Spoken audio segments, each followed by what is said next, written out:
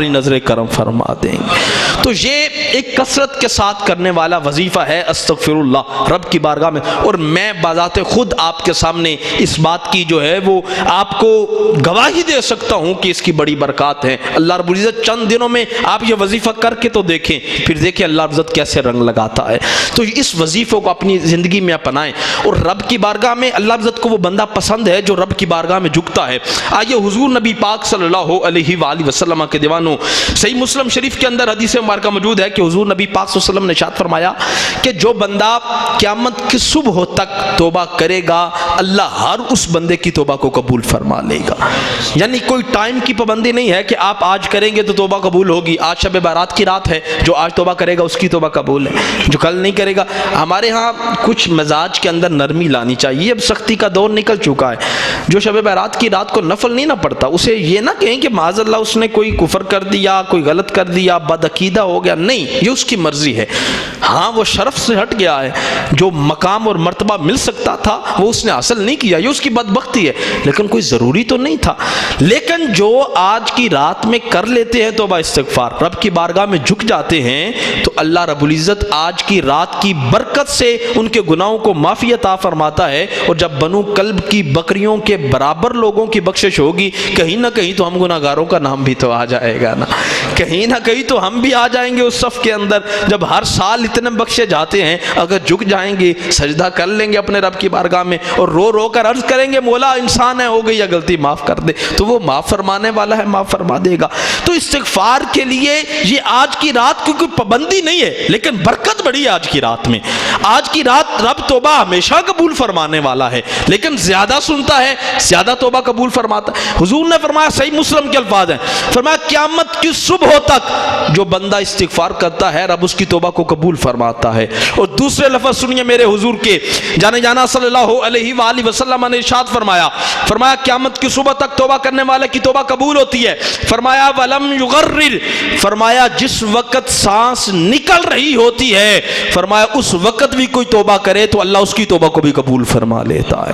یعنی ہمیشہ اس کی رحمت کے دروازے کھلے ہیں، وہ چاہتا ہے کوئی آئے میری بارگاہ میں آ کر جھکے، مانے تو صحیح مجھ سے غلطی ہوئی ہے، ہم تو ماننے کو تیار نہیں ہم سے غلطی ہوئی ہے۔ ہم تو کسی کو آج میسج بھی آتے ہیں تو کہتے ہیں اگر مجھ سے ہو گئی ہے تو بھائی ہم انسان ہیں، ہو جاتی ہے غلطیاں، کوتاہیاں، کمی پیشیاں اعمال میں رہ جاتی ہیں۔ جھکیں اپنے رب کی بارگاہ میں، سچے دل سے توبہ کریں، پھر دیکھیں تو صحیح رب کیا عطا فرماتا ہے۔ حضور نبی پاک صلی اللہ علیہ وآلہ وسلم نے ارشاد فرمایا میری بارگاہ میں حضرت جبریل امی حاضر ہوئے، آ کر عرض کرنے لگے یا رسول اللہ، رب یہ فرماتا ہے آپ کا کوئی امتی اپنی وفات سے 1 سال پہلے سچے دل سے توبہ کرے گا تو اللہ رب العزت اس بندے کی بخشش فرما دے گا۔ ذرا اس بات کو ہلکا نہ سمجھیں، ہم نے نا روٹین بنا لی ہے، جمعہ آئے گا گزر جائے گا، ہم نے بس جمعہ پڑھنا ہے، رمضان آئے گا روزے رکھنے ہیں، رمضان گزر جائے گا، شب برات آئی رات ہے جاگیں گے نفل پڑھیں گے گزر جائے گی، بس ایک روٹین کے اندر ان چیزوں کو شامل کر لیا۔ حالانکہ یہ ایسی چیزیں نہیں، یہ تو بڑی ببرکت راتیں ہیں، یہ تو راتیں ہیں وہ جن کے اندر ہمیں رو رو کے اپنے رب کی بارگاہ میں جھکنا تھا، توبہ استغفار کرنی تھی، اور اس رب کو منانا تھا، اس محبوب کو منانا تھا جو دونوں جہانوں میں کام آنے والے۔ لیکن ہم روایتی طور پر چیزوں کو لیتے ہیں جن کی وجہ سے ہمارے دل پر یہ اثر انداز نہیں ہوتی۔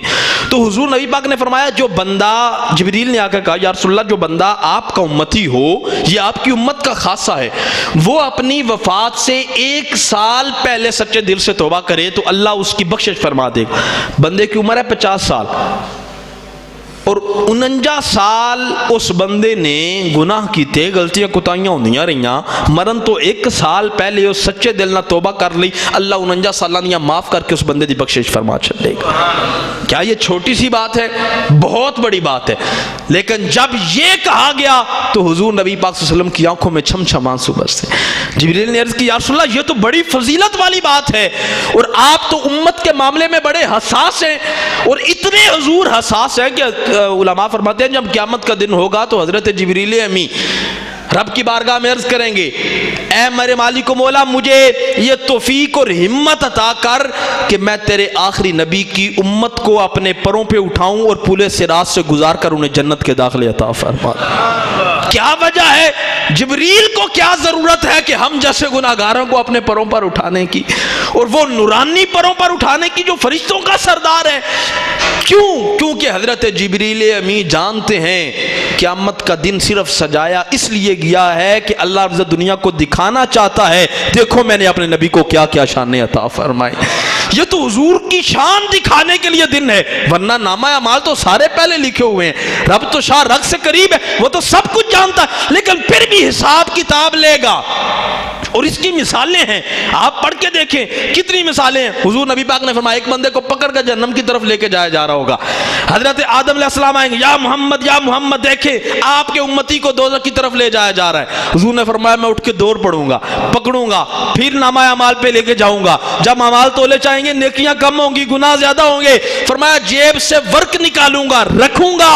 جب جیب سے ورق نکال کے رکھوں گا، فرمایا اس کے اعمال کا پلڑا بھاری ہو جائے گا۔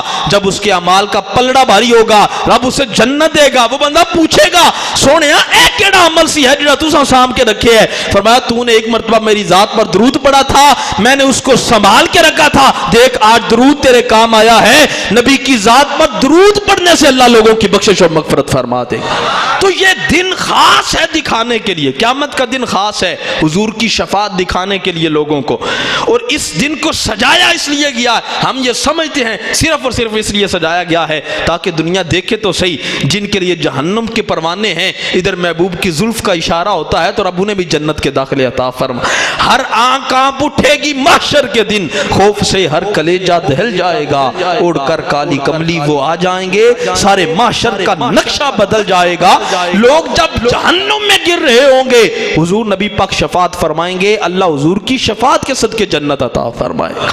تو یہ امت مصطفیٰ ہونے کی وجہ سے ہمیں بہت ساری شانیں ملی ہیں، ان میں سے ایک یہ ہے کہ حضرت جبریل نے آ کے کہا یا رسول اللہ تو اڈا امتی مرن تو ایک سال پہلے سچی توبہ کر لوے اللہ پچھلے سارے معاف کر چھڑے گا، ڈائریکٹ جنت کا داخلہ ملے گا۔ لیکن حضور نبی پاک کی آنکھوں میں آنسو ہیں، چھم چھم روئے، حضور نبی پاک کی آنکھوں سے آنسو نکلے اور فرمانے لگے اے جبریل اگر کوئی میرا امتی توبہ کرے اور ایک سال اسے مہلت نہ ملی، پہلے فوت ہو گیا، تو پھر اس کا کیا بنے گا؟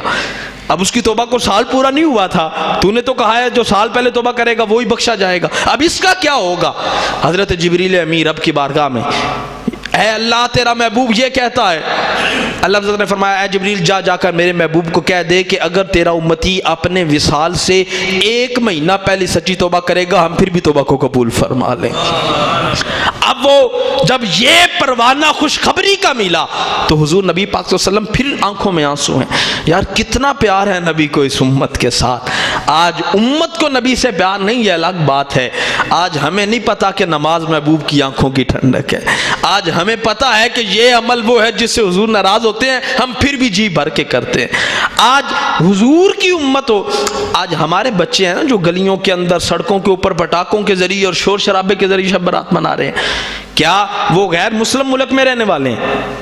ہمارے ہی بچے ہیں نا، کسی کا بچہ ہے، کسی کا بھتیجا ہے، کسی کا بھائی ہے، کسی کا رشتہ دار ہے، تو ہم نے سکھانا تھا انہیں، ہم نے بتانا تھا کہ ہم حضور کی امت ہیں اور حضور کی امت کا یہ شیوا نہیں ہے۔ ہم ہٹ گئے ہیں لیکن حضور امت سے پیار فرماتے ہیں۔ فرمایا جبریل نے کہا یا رسول اللہ ایک مہینہ پہلے سچی توبہ کر لے، بس ایک مہینہ پہلے اللہ بخشش فرما دے گا۔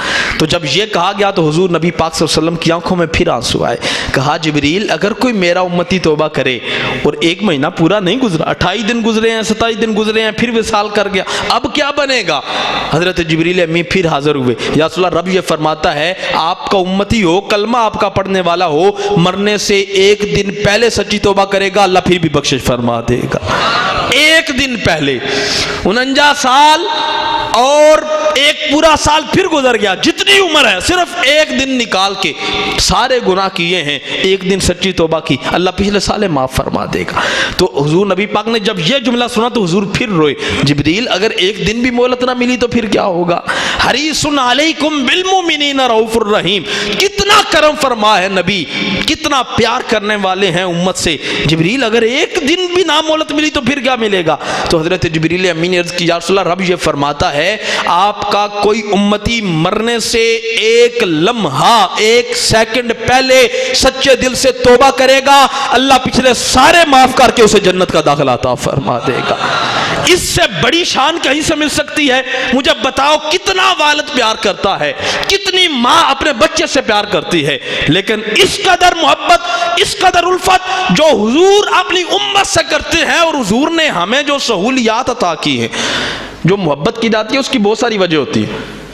کوئی کسی تے احسان کرے انہوں نے بھی محبت ہو جاندی ہے، والدین پال دین انہوں نے محبت ہو جاندی ہے، کوئی بہن بھرا نیکی کرے انہوں نے پیار ہو جاندہ ہے، لیکن حضور کی وجہ سے میں کبھی یہ سوچتا ہوں اور یہ دیکھتا ہوں یار ہم کہاں اور حضور کی محبت کہاں؟ بندہ بیمار ہو جائے، بھائی میرا بیمار ہو، ہمسایہ بیمار ہو، کاروبار کے اندر شریک بیمار، کوئی بھی بندہ بیمار ہو جائے، اب اگر سوچیں، اپنے دل سے فیصلہ کریں، کوئی بندہ آپ کو اگر اجازت دے کہ آپ سوچیں آپ نے کسی بندے کی جو ہے وہ پتہ لینے اسے جانا ہے، اس کی تماداری کے لیے جانا ہے، اس کے پاس حاضر ہونا ہے، اس کا پتہ کرنا ہے اس کی طبیعت کیسی ہے، تو اس سے آپ سوچیں کہ ہم اپنی دنیا داری کے لیے بھی جاتے ہیں، تعلق کے لیے بھی جاتے ہیں، ویسے بھی اس کے جو حوصلہ افزائی کے لیے جاتے ہیں، تو اس پر کتنا کوئی اجر ہونا چاہیے؟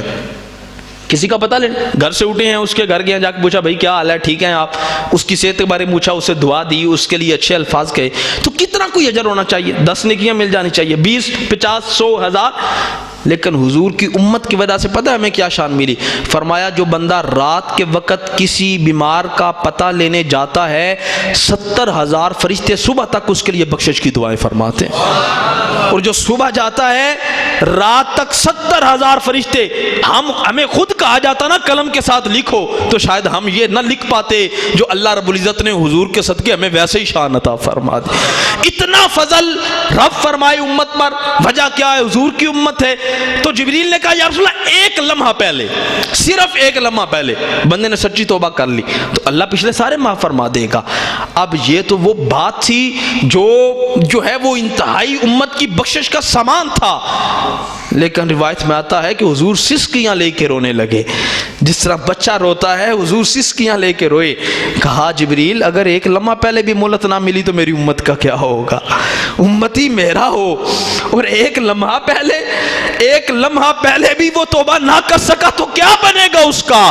جب یہ کہا تو اللہ نے فرمایا جبریل جا کے میرے محبوب کو کہہ دے جب جسم سے روح نکلتی ہے تو پاؤں سے شروع ہوتی ہے۔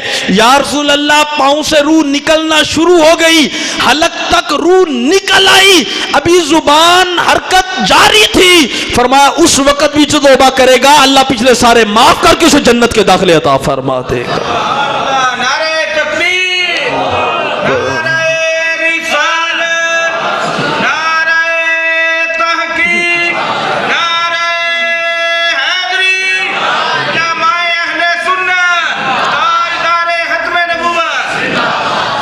یہ وہ شان ہے جو اللہ رب العزت توبہ اور استغفار کرنے سے اپنی امت کو، اللہ رب العزت حضور نبی پاک کی امت کو عطا فرماتا ہے۔